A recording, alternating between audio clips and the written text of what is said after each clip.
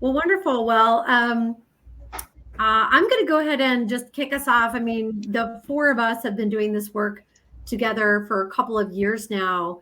Um, we've seen so much impact on students in the pandemic. I know Azusa is a community where kids have lost family members to COVID, where there's been a lot of economic disruption.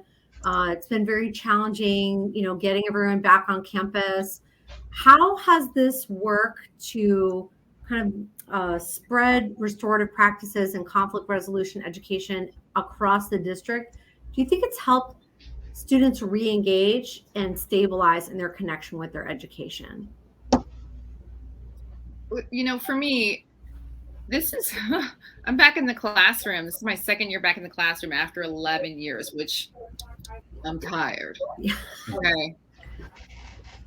I'm exhausted. But for me, one of the things I do because of my background is run circles. We run circles, and it's a place for them to connect, to feel like they belong, to express their feelings, to laugh. And I do believe that it has gone a long way towards getting them comfortable with one another, comfortable with me. We deal with a lot of anxiety, lots of kids who are dealing with anxiety. And by creating that container of safety for them with circles, with restorative practices, then they can trust me and trust one another, that there's not going to be shame or weird stuff going on. It's incredible. Today I led them in a tapping meditation around anxiety because I had a little girl crying. And I would say probably 27 out of 30 kids did it, and they all felt better. But it's because of the trust that was built, and they built trust with one another. Yeah, it's really interesting. I was sitting in on a session yesterday with a couple of educators who are at Fairfax High School, and they said the same thing. They started restorative circles as kind of a precursor to expanding into peer mediation. And now a lot of times the students, if they don't do the circle, the students will say, well, hey, wait, time out. We can't start our learning yet. We need to get centered. And so it's been really exciting also to see Azusa, even in schools like Sierra High School, which is a continuation school, to have students come forward and say, we don't know about this whole peer mediation thing, but we definitely need restorative practices, and we want to learn how to facilitate circles. Garry, what you have your ear to the ground at a bunch of different schools because you're kind of touching Slauson, Center, Foothill, that all have peer mediation going on at the middle school level now. What are you hearing? Well, and even before that, I don't want to say like a good thing about the pandemic, but it did allow the Western Justice Center to train a huge group of people, in a relatively short time. That we had, Zoom meetings and whatnot. Yeah. You mentioned earlier, like literally hundreds of people were able to get at least some semblance of training. And then, like, as Claudia was speaking about, it's going directly into the classroom. That we had more people, they weren't fully trained in the ABCs of conflict, but they were receiving, the sorts of training working with kids and, the trauma that they'd gone through. And I think it was also beneficial for teachers, that are going through the same sorts of trauma and the same sorts of thing that everybody else did during the pandemic, that it went across the board. And I do believe that gave our teachers more of an ability to reach out to students. We have seen fewer suspensions and whatnot, because we have the peer mediators who are handling issues before they get to a point where possibly there has to be an intervention by a site administrator or a counselor or someone, that they sort of handle it on their own. And they're known to other students as well. So if kids are having a conflict, they will find a peer mediator, or peer mediators find the conflict, even though they're asked not to do that, as Oscar said in another forum that we were in. So I know it's like almost like he was describing like a roving peacekeeping force on the school campus. Yeah. And I think that's what's been very exciting over the last couple of days, hearing from the students in particular that, and I think we've seen this in Azusa as well, that all of the social issues that have come up, what Yvette, what you were talking about, being in this conversation about using these restorative justice and mediation tools to address racial injustice. Part of what we've been hearing about this week is students saying, I didn't have the confidence to think that adults would listen to what I had to say. But after I proved myself as a peer mediator, I felt like I could articulate what was important to me. And we saw students at different schools come forward with campaigns, requests, things that they wanted to see change. Like I'm thinking about the Azusa students who said, we think that the canon of books that we're taught doesn't include enough authors of color, and we would like to see a change in that. So it's really been extraordinary. And we're a small group in our breakout, but I just want to acknowledge Barbara Bice, who herself is a former educator, and she's on our leadership council. And Barbara, I just want to invite you. We have an intimate setting. Are there any questions you wanted to ask?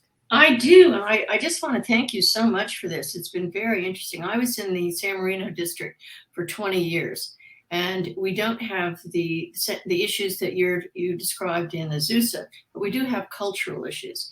And I would like very much to be able to try and bring this program to San Marino. I'm involved in the San Marino Rotary, and Garry, and I wanted to tell you that the Rotary does give money to schools for various programs. And if you haven't tapped your local Azusa Rotary, I would strongly recommend you do that. We have an active Rotary, and we also have Rotaract at the Interact at the school sites. So that's a very fertile ground for recruiting peer mediators. And we have a very active group at the middle school and at the high school. And so I'm hoping that they could be trained in peer mediation. Claudia would appreciate this. I live with a lawyer. So I took the ABCs of conflict resolution and have found my dinner table conversations, I have much more confidence. So it's been a winner for me in many ways. I love it.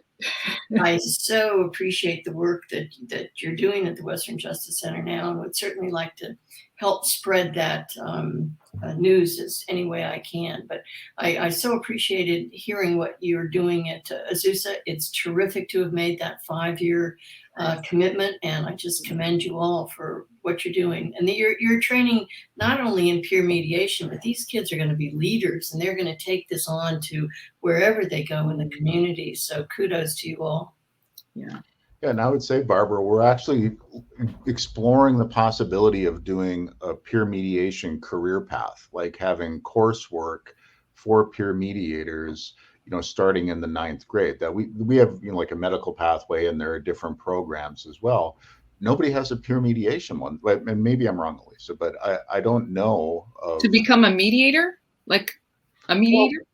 Yeah, there's law and public service pathways. Yeah, but there isn't one that specifically focuses on mediation. And I think this is very important. I know that the laws program that manages all of the pathways, sort of at the statewide level, they're in the process of hiring a new executive director. And I know that there are other pre-approved A through G credits where you can also do CTE, so college and trade education.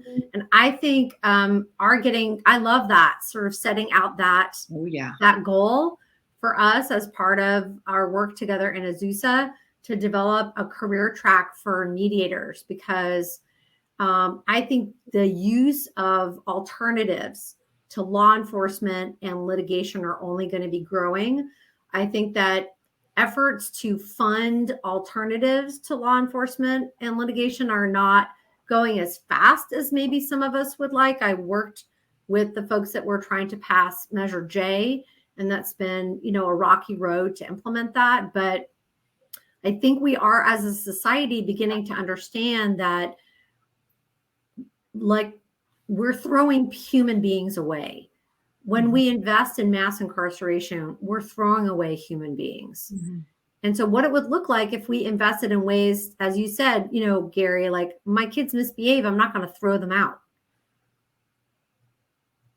They might make a bad choice. It doesn't mean they're a bad kid. Garry, I think you could set a real model for other schools, and I think you could get funded fairly easily. In a former life, I was a teacher and I was a counselor, and I did career counseling. And I think that this conflict resolution is so part of education, and we don't teach it. I mean, your kids are lucky to get it, some of them, and your staff is very lucky to get it. But it is something that we should certainly have as part of the curriculum, and I think especially now, you would find funding options out there quite easy to get. I too think it's a brilliant idea, because when I decided to go into mediation, it was hard to figure out what to do, how to find it. And then also eventually I have my own private practice, but I hope to expand it bigger so I can hire other mediators, because there needs to be more mediators out there who can help create peace and spread that peace. So I think that's a brilliant idea.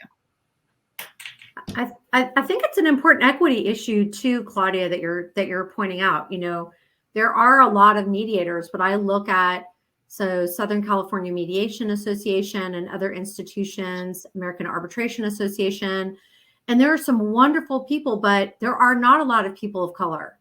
They do not look like me. Who, you know, and so those of us who have worked on the ground have cultural competency, Yes. but a lot of folks need to be trained just in order to connect on that human level. And so I think if we're all as a society dedicated to racial justice in a very serious way, this is definitely a part of that. Is who are we elevating? Who are we supporting? I love what you said, Elissa, about the human level. I recently had a private client tell me, thank you for treating me like a human. And that's all that people want. When you're having conflict in your life, you know that you are not at your best. We are not at our best when we are experiencing conflict. But if we encounter people who treat us like human, like we are human, who see that our humanity, who can help bring us out of that conflict, out of that emotional state that we're in, you know, we can become the best versions of ourselves. And then if we have people who look like us, or at least who can talk a language and relate to us, that's everything. That changes our world right there. Okay, yes, and like maybe it's too pie in the sky, but that changes our world if we can see each other as human. Yeah, I think there's something really important that you're touching on, Garry. You're about to jump in, so I don't want to say other than this human desire to be seen is really at the core of this work. Right. And I would say there's two things, like Claudia was saying, and that's for kids too, that, you know, many times when Yvette and I, when people come see Yvette and me, they're in crisis. That family is in crisis, that the kid did something bad, like it's all bad. And, you know, a lot of times, and we have to rein people back, like parents back, who are telling kids, you know, just wait until you have a mortgage, just wait until this, just wait until whatever. And it's like, that's not fair. You know, your daughter should be worried about what lip gloss she likes and who likes whom, and, you know, what's going to happen at the basketball game. She doesn't need to worry about a mortgage. You know, that's beyond her capability. So let her be her, you know. And as Claudia was saying, once you turn that dynamic, you can see, you know, the student will kind of grow a little bit there. And it's about kids are humans. They're not, you know, these little receptacles that we dump knowledge in, you know, in school. They're people.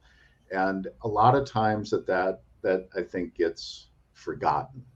And again, you know, just bringing Yvette back into it, I didn't grow up here. You know, I grew up a white boy, and then I was a white man. And, you know, I came to Azusa. I've been here 26 years. You know, I've learned all sorts of things, but, you know, Yvette knows a lot more about this, obviously, than I do. And so that's why I think it's like, and I don't know why she's being so shy today, because normally, you know, she's talking over me and giving me one of these, and but that's true. That's actually true, Garry. I've seen that. Yeah. But I just think that that's like a key component. Well, to add what Garry was saying, the reason why I really was so excited to work with the Western Justice Center was because I really believe that restorative practices were something that we really needed in our community and also with our students. Because growing up here, from personal experience, I had friends and saw friends gravitate to gangs and things like that, and to work here and to still see it happening to some extent. I knew that a lot of these kids, well, as we all know, from studying gangs, a lot of what these kids are looking for are connections, and they want to be heard, they want to be seen, and going back to treating people like humans and understanding that kids, are little adults, are little humans, and we just can't give them, like Garry said, dump knowledge on them and then just hope do the right thing. I believe that this program really gives those kids a voice that are not heard, that are not seen, that they don't know how to express themselves other than what they're experiencing out there, out in the street, out in their, in their little, worlds. And so this program really does that for them. And it gives them another family, another community, another group of people that they can identify with, that they also can, grow a voice with and develop. And I think that really gives those kids that opportunity, specifically those kids. Right. And that's key, that recognition thing, just like for who they are and what they are. It's just, it can't be overstated how important that is. And just in a personal story, that a woman, now that I had when she was a student, when she was in, 7th grade, she was a student of mine. Her name's Haiti. She went to the Navy. She did all these things, whatever. And we were friends on Facebook. And so she and I got into this conversation, and she said, do you remember that time that you brought me to the triad breakfast? And what we had at this time was teachers would select students for whatever reason, any reason, and we would have a breakfast every 6 weeks. And, just pancakes, something similar. And then the teacher would stand up and say why they selected this student. And it could be anything, grades, did this, funny, it doesn't matter. And so Haiti was a really smart girl, but she wasn't. And by the way, when she said, do you remember inviting me? No, I don't remember that at all, but I lied. And I said, well, of course I do. And she said, you have no idea how important that was. You have no idea, what I was going through. And that was the first time in my life that anyone had ever, stood up and said something nice about me, really. And again, this isn't yay me. Everybody did that, that was just it. But it just struck me that this kind of a throwaway moment for me was like life-changing, for her. And she remembered it literally, 25 years later, as a turning point. And so, again, if you just talk with kids, not to them, and talk about, what do you think? How do you think we should solve this? What do you think we should do? How can we help you? That's where the changes come. Like just spending someone or just being punitive. No, and Yvette's heard me say this probably a million times. Like, we are not in education. We're not in the business of knocking a kid down so hard he's not going to get back up again. That's not what this is about. There are consequences for actions. And sometimes if somebody's dangerous, well, they need to be removed from, the school setting until we can get them back into it. But, it's not about that. And it used to be. So, I'm excited about, the way it's moving, maybe not as fast as I wish it would, but it's moving, it's changed. Like, Yvette could speak to that, growing up here and going to high school, that, girls don't get sent to the office if their bra strap shows anymore, or, that it's just like all these crazy things that used to happen, they just don't anymore. So, I think we are evolving, and, with the pandemic, restructuring, reimagining, what school is and how it's going to be and whatnot. And this work, I think, is a big, big part of it. restorative practices, conflict resolution, changing things that way. And so I'm hopeful. Yeah, I know we have a few more minutes, about like 5 or 6 minutes before we need to jump back in. I think I am hopeful too. I mean, it was hard. It felt like we were just getting liftoff in that 2019-2020 school year, and the pandemic hit, and then we had to pivot, and everyone had to go into this virtual environment. And, as soon as we got a momentum happening again, then Omicron, the Omicron wave came. But I think there are two things that have me really hopeful about where the pace of things next year in Azusa for you guys. One is that there are some changes that are going to happen in the district for how things are configured. And I think what's been exciting is to be in conversation with you all. I call it like a shared leadership approach to problem solving. And that the conversation wasn't how horrible this is going to be. The conversation was, these things may happen, and these groups of students that are not together may be together, including, rival gangs. And not how do we get the police back on campus? How do we get law enforcement lined up?